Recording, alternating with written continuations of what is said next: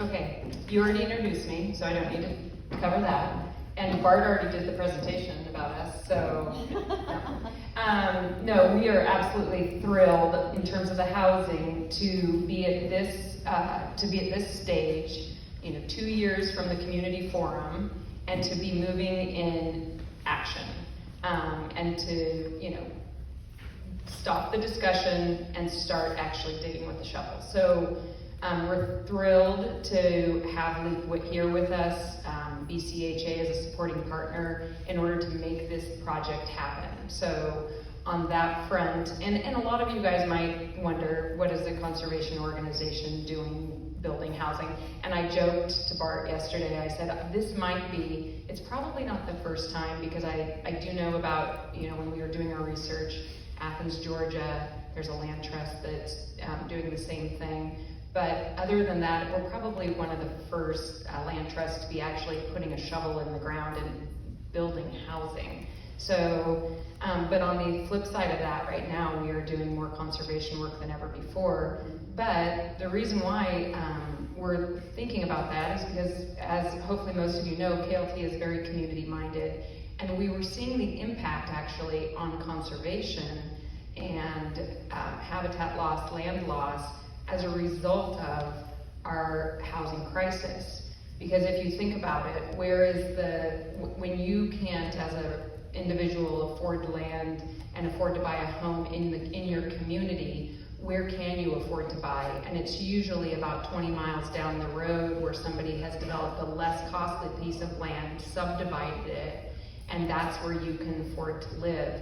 And the ramifications of that is not only things like habitat loss and breaking up land and having 20 sewer systems on 20 acres, but it is also the impact of resources as you're commuting 20 miles after work to get to your house. And it's also contributing to a lack of you being able to be involved in your community, because you can't stay after work in order to participate in the concert at Farm and Park, because you're commuting home to feed your family.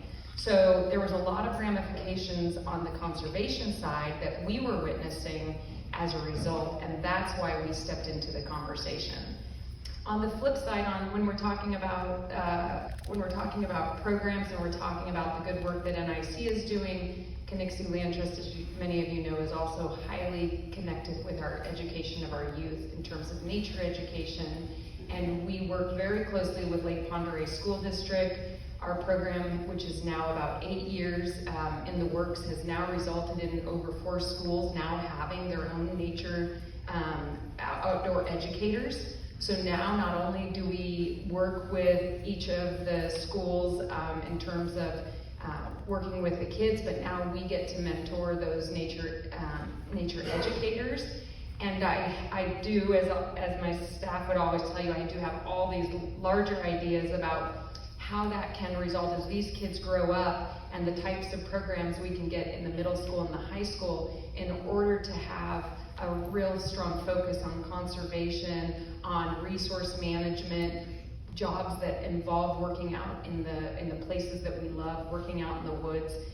We have I know Marie's going to talk a little bit about that, but we have high hopes for the succession of those programs. Right now we also have a program where we bring interns in during the summer. Sandpoint, typically Sandpoint high school graduates who are off at college come in and have an internship at Connexie Land Trust. It's been highly successful. They are the most busy beavers during the summer, and we're so excited for all that they accomplish in the programs they take on. And the goal is to show them these conservation jobs that exist in their community. So that's all I'll talk about.